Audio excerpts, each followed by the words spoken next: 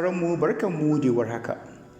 A gaggauce, shugaban ƙasa Muhammadu Buhari ya sauke ministan noma Sabo na Nono da ministan lantarki Sale Mamman.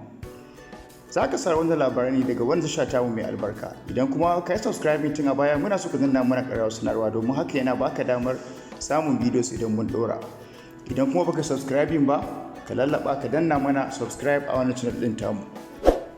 Shugaban ƙasa Muhammadu Buhari ya sauke ministan noma Sabo na Nono da ministan lantarki Sale Mamman. Malam Garba Shehu mai magana da yawun fadar shugaban ƙasa ya tabbatar wa da Arewa Radio wannan muhimmin labari. 'Yan Najeriya suna so su san dalilin da yasa Buhari ya sauke Sale Mamman da Garba Shehu akan kujerunsu. Shin ya kore su ne daga gwamnatin shugaba ɗaya ko ya canza musu waje? Garba Shehu ya ce Allah ne kaɗai ya san dalilin da yasa shugaban Muhammadu Buhari ya sallami Sabo na Nono da kuma Sale Mamman.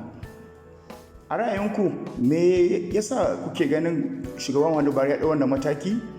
Wasu dai suna ganin dai akwai wata ƙarƙashiya ko akwai wata almundahana da ta faru. To koma dai menene, Allah ya bayyana gaskiya a duk inda take. Kar ka manta a ƙarshe dai ka danna mana subscribe. Idan kuma ka subscribe ka danna mana ƙararrawar sanarwa ka yi like ɗin bidiyon mu.